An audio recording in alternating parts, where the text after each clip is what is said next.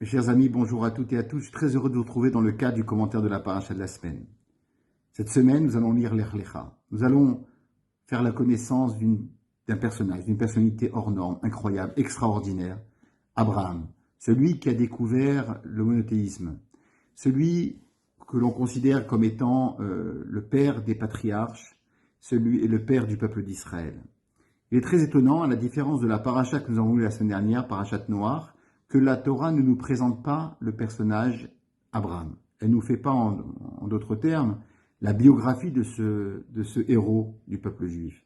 Alors que pour Noé, la Torah avait insisté plus d'une fois sur la personnalité hors norme de Noé. Noé était un homme juste, un homme intègre, etc.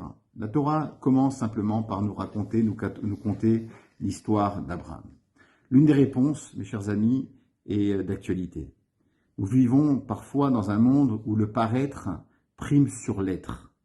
Et c'est ce que la Torah, à travers la philosophie juive, essaye de nous inculquer, de nous transmettre, de nous enseigner. À savoir qu'il faut être et non jamais paraître.